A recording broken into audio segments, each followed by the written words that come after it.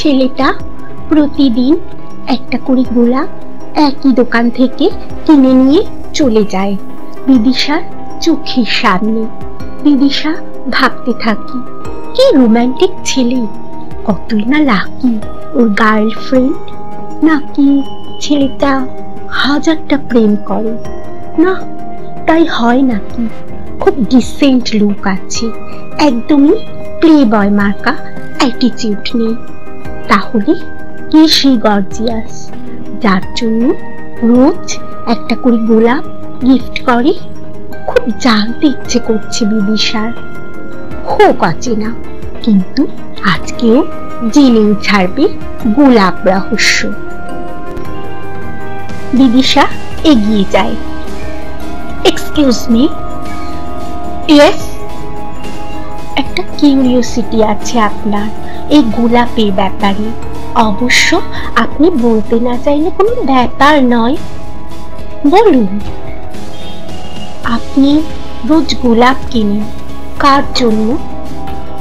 ছেলেটা হেসে ফেলল ফিক করে। ওহো, এটা আমার মায়ের জন্য। রোজ রোজ মাকে গোলাপ দেন? হ্যাঁ।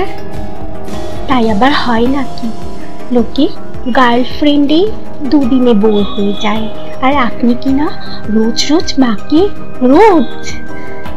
একটু কৌতুক করে হেসে ফেলল বিদিশা।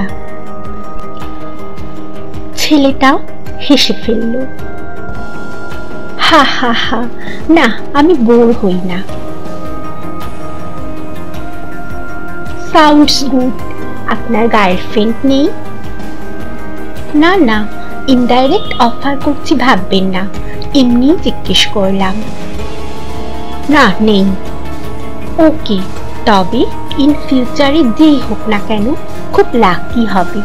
এত কেয়ারিং আপনি। কে জানে, কেউ তো বলেনি এর আগে, আপনিই বললেন। আপনার মাকে কিন্তু খুব দেখতে ইচ্ছে করছে। If you don't mind. Never mind. দেখাতে পারলে সত্যি খুশি হতাম, বাট সরি। ওহো, কোনো বিশেষ কারণ? উনি কফিনে থাকেন, গোরস্থানে, গত 1 বছর ধরে। গোলাপের বাগানে পরিচর্যা করার সময় একদিন কপালে সাপ কামড়ে দেয়। চন্দ্রবোড়া ছিল।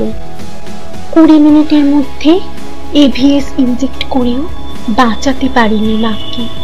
তারপর থেকে বাবা সমস্ত বাগান কেটে সাফ করে দেন। গোলাপ দেখলেই বাবা রাগে ফেটে পড়েন। কিন্তু একদিন স্বপ্নে দেখলাম মা গোলাপ চাইছেন আমার দিকে হাত বাড়িয়ে। তারপর থেকে প্রতিদিনই আমার গোলাপ নিয়ে রোজ ডে, আর মা ছাড়া মাদার্স ডে।